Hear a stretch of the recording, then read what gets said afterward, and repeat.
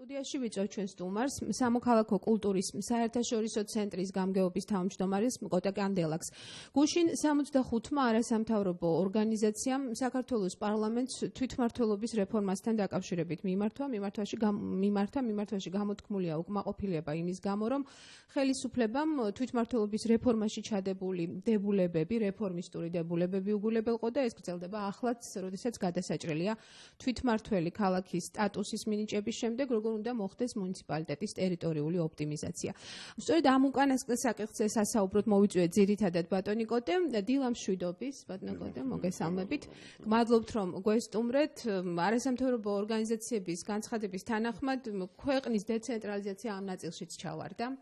გუშინ გაიმართა საკომიტეტო მოსმენა პარლამენტში, სწორედ ეს საკითხი განიხილებოდა და მთავრობა და პარლამენტი, როგორც ჩანს, ჯერჯერობით ემხრობიან იმ პრინციპს, რომ მსხვილი მუნიციპალიტეტები თვითმმართველი ქალაქების მიმდებარე ტერიტორიაზე უცვლელი არსებული სახით უნდა დარჩეს.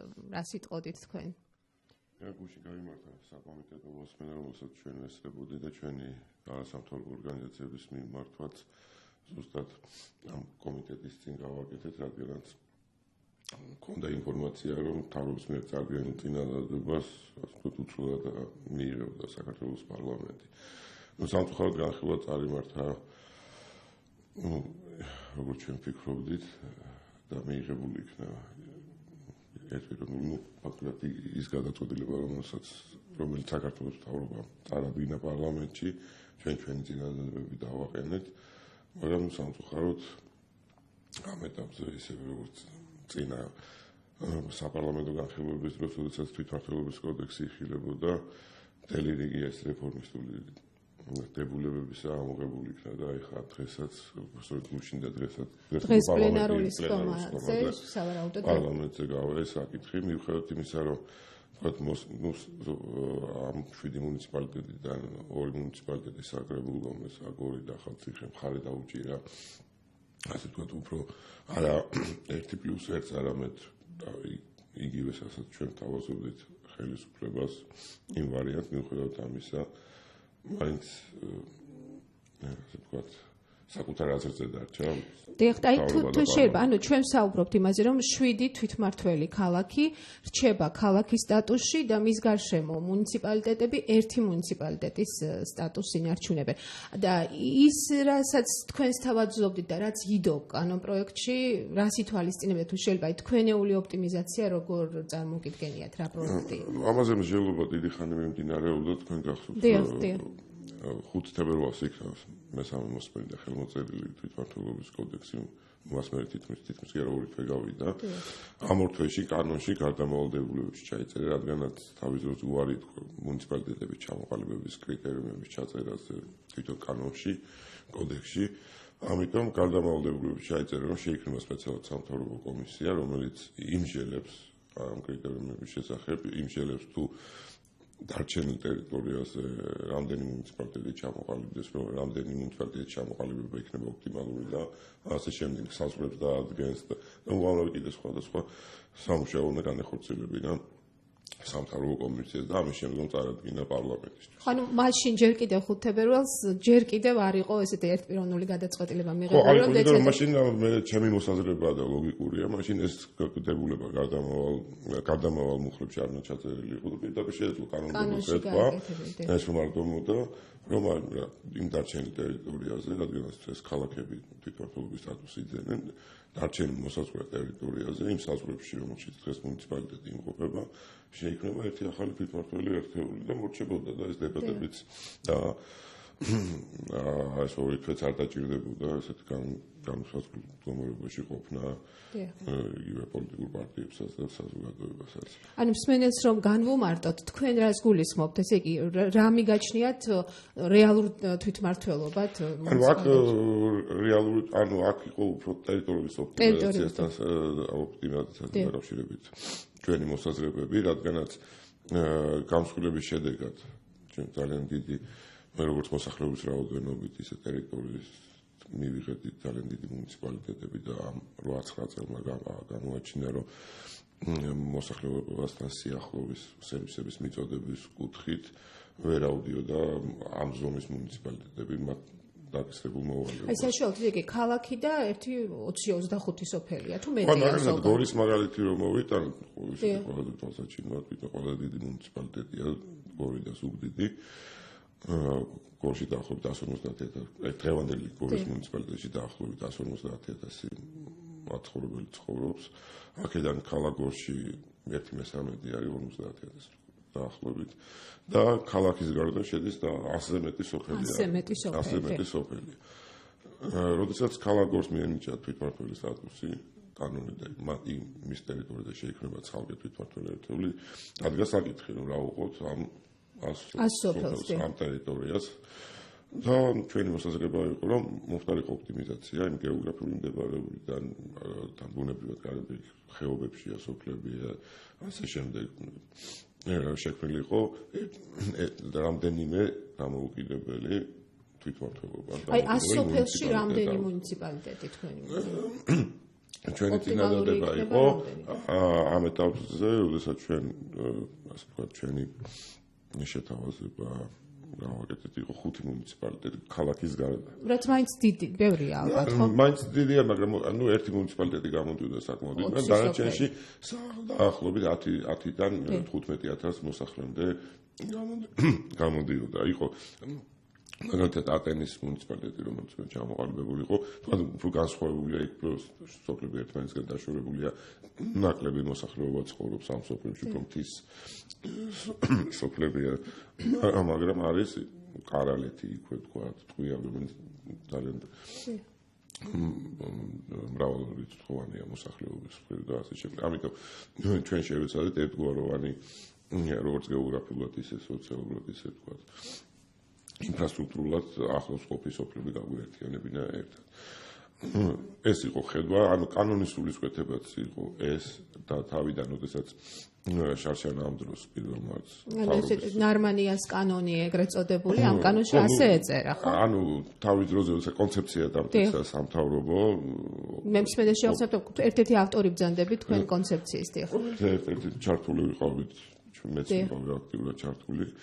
აი იმ სტრატეგიაში, რომელიც იყო მოცემული, ზუსტად იყო არა მარტო თვითმმართველი ქალაქების რაოდენობის გაზრდაზე საუბარი, იყო ასევე აი მუნიციპალური ოპტიმიზაციაზე თითქმის მთელი საქართველოს მასშტაბით. ნუ შემდგომ ამ სრულობების განხილვების დროს მთელი რიგი დებულებები იქნა ამოღებული თავდაპირველ ვარიანტში, როდესაც იყო კოდექსი წარდგენილი, იყო საუბარი ერთ კრიტერიუმზე, რომ 15,000 მოსახლეზე მეტი რომელ ქალაქში ცხოვრობს, მას მინიჭებოდა დამოუკიდებელი თვითმმართველი ქალაქის სტატუსი, მაგრამ შემდგომ შენობისა, პოლიტიკური სპექტრიდან ჩვენს იმ ეტაპზე დავეთანხმეთ, რადგანაც დრო მცირე იყო, შევჯერდით ამ 7 მუნიციპალიტეტს, სადაც პირველ ეტაპზე განხორციელდებოდა რეფორმა. სრულფასოვანი. ზოგი პილოტსაც არ ქმნიდა. პილოტსაც და აქ იყო ზუსტად აი ამ ოპტიმიზაციაზეც საუბარი. აქ იყო რომ ეს 1+1 იქნებოდა, იმიტომ მაშინ ამას კიდევ მეორე არ დაჭირდებოდა კომისიის შექმნა და ასე შემდეგ. ამიტომ ჩვენ გქონდა იმედი, რომ აი ამ 7 მუნიციპალიტეტში საწყის ეტაპზე დაიწყებოდა დავარქვათ პილოტური რეფორმის განხორციელება, რომელიც გვაჩვენებდა ჩვენ დროთა მსვლელობაში რაიმე შესწომა ხო არ დაუშვით რაიმე გადადებითი მხარეები ექნებოდა რა უარყოფითი, რომ შემდგომ 2017 წლისთვის უკვე მთელი საქართველოს ტერიტორიაზე გავრცელებული იყო იგივე მიდგომა. სამწუხაროდ დღეს პოლიტიკური გადაწყვეტილებაა. და რას ეფუძნება ეს პოლიტიკური გადაწყვეტილება, რომ მსხვილი მუნიციპალიტეტი ჯობია დაყოფილ თუ მუნიციპალიტეტებსაც, მრავალ მუნიციპალიტეტს ჯობია ერთი მსხვილი მუნიციპალიტეტი. ასეთია უკვე დღეს არსებული რეალობა, გადაწყვეტილება უпростоრად ასეთია და სავარაუდოდ რადგან კომიტეტმა მხარი დაუჭირა პარლამენტიც დღეს გამოდის რომ ზუსტად იმავე პროექტს. ანუ რატომ ენიჭება უპირატესობა მთავრობის მიერ, ხელისუფლების მიერ მსხვილ მუნიციპალიტეტებს? პირველი რაც ერთ-ერთი რაც გაჟღერდა იყო ის რომ ძალზე ცოტა მცირე დრო არის არჩევნებამდე დანიშნული 6 აპრილისთვის უკვე საარჩევნო ოლქების სასწრაფო მიიღო დაბიანი და ასე შემდეგ. აქაც ჩვენი მოსაზრება გვაქვს, თქვი 2 თვე გავიდა და ამ თვეში შესაძლებელი იყო უფრო ადრე მომხდარიყო აი ეს ამაზე მსჯელობა. თითქოს გამოვიდა თითქოს საკომისიის შექმნითაც დრო გაიწელა და დრო დაიკარგა. კომისია ხო ფაქტობრივად უკვე სამთავრობო კომისია რეგიონული განვითარების სამინისტრო შექმნილი იყო, იმას დაევალა. მაგრამ აქ იყო საუბარი რომ მათ უნდა მოსახლეობაში გასულიყვნენ შეხვედრებით ჩაეტარებინათ, გაეცნოდეს სხვადასხვა მიდგომები, რაც არ განახორციელეს, თუ ვერ განახორციელეს. ფაქტობრივად მოსახლეობასთან კონსულტაციების გარეშე იქნა მიღებული ეს გადაწყვეტილება ჩვენი ძალებით შევხვდით თითქმის ყველა მუნიციპალიტეტში ვიყავით და ეს მოსაზრებებიც წარუდგინეთ როგორც ანუ გასაზიარებელია თქვენთვის არგუმენტი მისაღებია რომ დრო ნაკლებია და ამიტომ ხდება ეს უკვე დღევანდელი დღესთვის უკვე რა თქმა უნდა მაგრამ ჩვენ გუშინ შევთავაზეთ კიდე იყო რომ თქო თავრობასთან გაეგრძელება ერთი დღე თქო ახალი კონსულტაციები რომ აი გორის მუნიციპალიტეტში მაგალითად ერთში მაინც დაწყებული იყო ეს რეფორმა და მოხდარიყო ეს ოპტიმიზაცია. ამაზეც მიუხედავად იმისა რომ გორის მაჟორიტარი დეპუტატი ბატონი სომასკანიშვილი უჭერდა მხარს ამ იდეას ყავდა მომხრები, მაგრამ პასუხი იყო ესეთი რომ რატომ არ გორი მაშინ სხვება რა დააშავეს და ამიტომ რადგანაც არის ბარემ ყველა ეს გამოდი ყველა ცუდად იყო მაგრამ ბატონიკოტე 27-28 მარტს საკრებულოებში როგორც ვთქვით ერთდროულად ჩატარდა აი მუნიციპალიტეტების ოპტიმიზაციის ტერიტორიული ოპტიმიზაციის საკითხზე აი 7 საკრებულოში იგულისხმება 7 მომავალ თვითმმართველ ქალაქში უნდა ერთდროულად ჩატარდა ამ საკრებულოების ხდომები რომელსაც უნდა გადაეწყვეტა თავი ოპტიმიზაციის საკითხზე ემსჯელა უпростоრად და მიიღო მისთვის სასურველი გადაწყვეტილება და რეკომენდაცია გაეწია შემდგომ უკვე ხელისუფლებისთვის.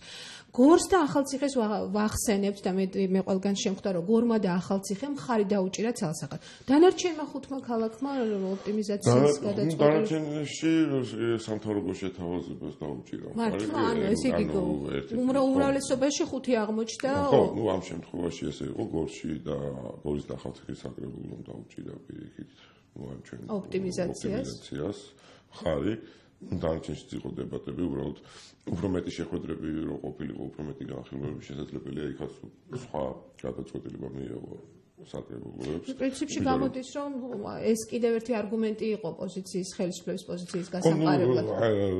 ეს იყო ერთ-ერთი რა თქმა უნდა, მაგრამ აქ ინდივიდუალური მიდგომა იყო, ანუ დადიოდნენ ყველა მუნიციპალიტეტი ცალ-ცალკე არის მითითებული, ამიტომ ჩვენ ჩავთვალეთ, რომ რადგანაც არის ორი მუნიციპალიტეტის საკრებულოს მოსაზრება და გადაწყვეტილება რომ ხარი დაუჭიროს და უპირატესობა მიანიჭოს ოპტიმიზაციას შესაძლებელი იყო აქედან მაინც დაგვეწო, იმიტომ რომ მოსახლეობის განწყობაც არ არის რა თქმა უნდა ერთგვაროვანი, მაგრამ უმრავლესობა ვინც კარგად გაერკვა საკითხში და ოდესაც დადგა საკითხი რომ აი ამ ახალ მუნიციპალიტეტებს რომელიც შეიქმნება უფრო მცირე მასშტაბის ექნება საკუთარი ბიუჯეტი, საკუთარი და თვითონ ესოფლები გადაწყვეტენ. ვთქვათ 10-12 სოფელი რომელიც ერთ მუნიციპალიტეტში იქნება გაერთიანებული თვითონ გადაწყვეტს. ეს იქნება მილიონი ნახევარი ბიუჯეტი ვთქვათ ამ ეტაპზე. როგორ დახარჯოს და დავანახებთ ამის უპირატესობას ვიდრე ეს 100 სოფელში ჩაიკარგოს და საერთოდ შეიძლება ბიუჯეტიდან კაპიტი არ შეხვდეს. და ეხლა დღეს პრაქტიკაც გვაჩვენებს რომ არის სოფლებს სადაც საერთოდ არაფერი არ იხარჯება. აქედან გამომდინარე აი როდესაც კარგად შეიძლება და განმარტება ამ ხრივ მოსახლეობის დამოკიდებულებაც დადებითია და ჩვენ თვითონ თავაზობდნენ და თვითონ მქონდათ ჩვენთვის ხელმოწერები ესეც უბრალოდ დრო იყო ძალზე იყო ასევე კონტრარგუმენტი ამ იდეის საწინააღმდეგოდ ხელისუფლების მხრიდან რომ რესურსები ადმინისტრაციული შენობები ინფრასტრუქტურა ამ ახალ მუნიციპალიტეტებს ცალკე ინფრასტრუქტურა ჭირდება და ესეც არ არის ამ ეტაპზე და ამის გაკეთებაც მე ამაში ვერ დავეთანხმები მთავრობას რადგანაც ეს იყო სამთავრობო პროგრამა, სამთავრობო რეფორმა, ასე ვთქვათ, არა ჩვენი ესეთი რაღაც შეთავაზება და ამიტომ მათ ეს რესურსები თავის დროზე, როდესაც იგივე სტრატეგია იწერებოდა, როდესაც შემდგომ კოდექსი იწერებოდა და ასე შემდეგ ეს ყველაფერი გათვლილი იყო, ბიუჯეტიც არის გათვალისწინებული. მე ვიცი რომ ვთქვათ, თუ იქ გადაწყვეტებოდა ამ ოპტიმიზაციის საკითხი ამ ადმინისტრაციული ახალი ადმინისტრაციული შენობების აშენებაც იგეგმებოდა და ასე შემდეგ. ანუ ეს რომ რესურსი არ არის ამ ეტაპზე არ არის მხარი არგუმენტი ამ კუთხით, იმიტომ რომ ეს იყო ერთ ფაქტობრივად წელიწადზე მეტი გავიდა რაც ამ საკითხზე მსჯელობდა ეს იყო მთავრობის ინიციატივა თვითონ და თუ რესურსი არ გააჩნდათ მაშინ არც დაიწყებდნენ